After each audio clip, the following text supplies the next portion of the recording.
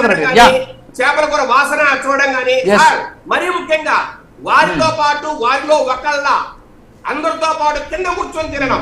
Sir ముఖ్యమంత్రి స్థాయిలో 70 ఏళ్ల వయసులో వ్యక్తి కనీసం సార్ జగన్మోహన్ రెడ్డి కింద కూర్చుంటే మళ్ళా లేవలేని పరిస్థితి. సార్ ఆ చేపల్ని క్లీన్ చేసింది చెప్పాలి సార్. చేపలు కొన్నారు చంద్రబాబు నాయుడు గారు, వండింది చంద్రబాబు నాయుడు గారు. ఆ చేపల్ని క్లీన్ చేసింది ఎవరు?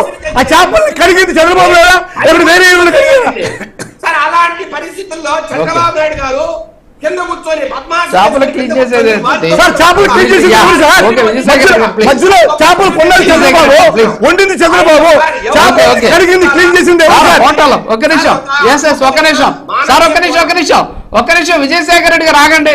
విజయశేఖర రెడ్డి గారు ఆగండి సార్. ఇప్పుడు మధుసూదన్ రెడ్డి గారు హోటల్కి వెళ్తాం మనం. హోటల్లో చెఫ్ అని ఒక ఆయన ఉంటాడు. క్లీనర్స్ క్లీన్ చేసేటటువంటి వాళ్ళు కొంతమంది ఉంటారు. చెఫ్ పోయి అదేంటి దాన్ని కొనుక్కొని వచ్చి మీరు చెప్పినట్టు దాన్ని క్లీన్ చేసి వండరు అనమాట. సో వంటకానికి కూడా కొంత ఉంటది. సరే దాన్ని కూడా మీరు అడిగితే అట్లా చేపలు కూడా క్లీన్ చేయాలి సార్. ఇప్పుడు అన్ని కెమెరాలు ఉండేటప్పుడు చంద్రబాబు నాయుడు గారు ప్రజల్లోకి మమేకం కావాలి కదా. వండితే మాత్రం మమేకం అవుతున్నా, ఉంటే మాత్రం మమేకం అవుతున్నా. క్లీన్ చేసి ఉంటే కూడా బాగా తెలిసి ఉంటుంది కదా సార్. చేపల్ని కడగడం కూడా ఈ ప్రపంచానికి నేర్పించింది నేనేం చెప్పుకోవచ్చు కదా.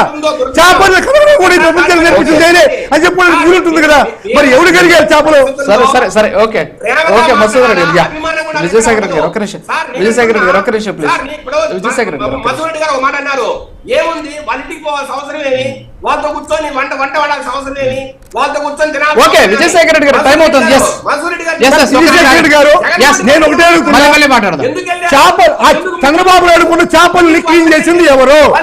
చంద్రబాబు నాయుడు చేపల్ని క్లీన్ చేసింది ఎవరు? చెప్పండి చేస్తారు. ఉండండి సార్. సార్ ఒక్క నిమిషం సార్. విజయశేఖర రెడ్డి గారు చింతపల్లి మధుసూదన్ రెడ్డి గారు అడుగుతున్నారు. సార్ ఒక్క నిమిషం వినండి.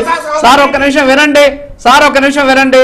ఈ రోజు రాష్ట్రంలో ప్రజలకు సంబంధించినటువంటి కష్టాలు ఇవన్నీ కూడా పక్కన పెట్టేసి అర్జెంటుగా ఒక శ్వేతపత్రం విడుదల చేయండి. నిన్న చేపలు పట్టింది ఎవరు, వాటిని తీసుకొచ్చింది ఎవరు, వాటిని క్లీన్ చేసింది ఎవరు, వండింది ఎవరు, వాటిని తినింది ఎవరు అనేది ఒక శ్వేతపత్రం విడుదల చేయండి. ఇప్పుడు చేపల క్లీనింగ్ చేసింది కావాలి ఇప్పుడు రాష్ట్రానికి. ఒక నిమిషం